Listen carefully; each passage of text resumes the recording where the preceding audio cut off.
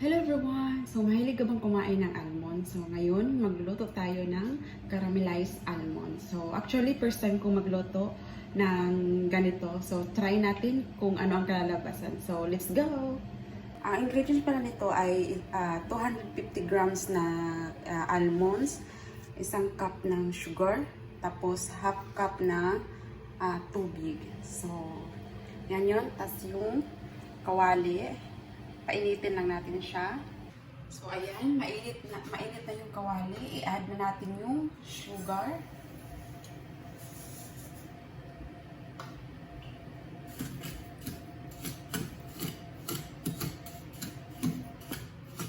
So, ilagay natin yung tubig.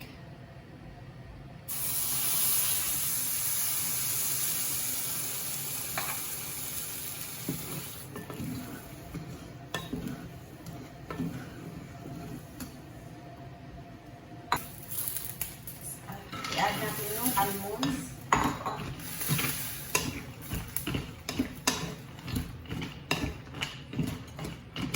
Halo lang natin siya ng halo.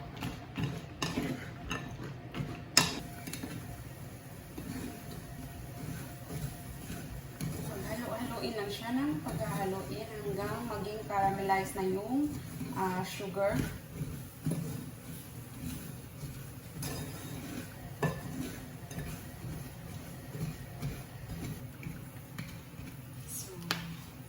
Tayo na natin kasi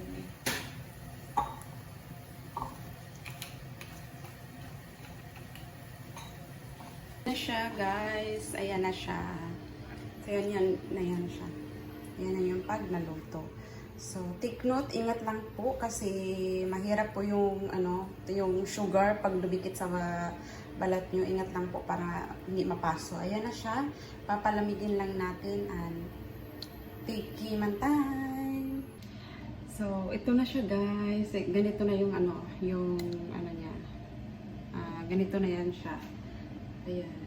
So, papalamigin lang natin at titikman maya-maya. Kasi mahirap tang mapasok. So, bango. Kain tayo. After 15 minutes ko na pinalamig, ayan, pwede na siya. Pwede na siyang tikman kasi hindi na siya mainit. So, tikman natin.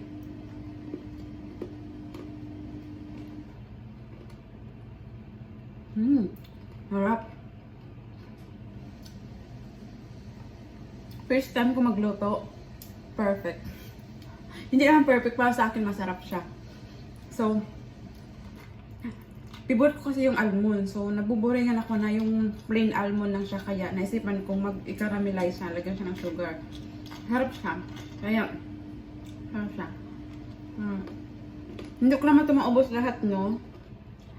Na rin ako, while ako nag-waiting na pang lumamig siya, nag-prepare na rin ako ng garapon, which is, hindi na kailangan bumili. Hindi ko siya binili kasi, sa peanut butter na garapon, hindi ko tinapon kasi may, alam kong may ilalagay ko, kaya, ilalagay natin dito. Sarap siya, sobra. Kaya, try na! Yan.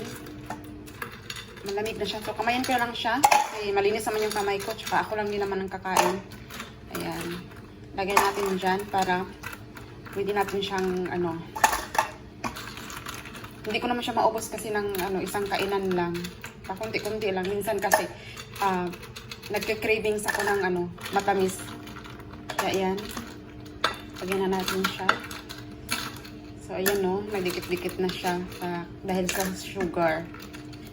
So, sa hindi man naman, depende natin sa'yo kung gusto yung damihan ng sugar or hindi. Sa akin kasi, nakaset na yung ingredients na 250 grams. Tapos, kalahating cup, 1 cup ng tubig.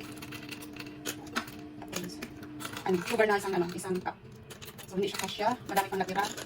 So, kunti-kunti ko lang siyang kakainin. So, ayan. So, hindi natin sasayan. Masarap. So, meron akong pang snacks. Ayan. Pang snacks. Pwede na ito pang snacks. Diba? So, meron pang natira. Ayan. So, kakainin ko yan siya.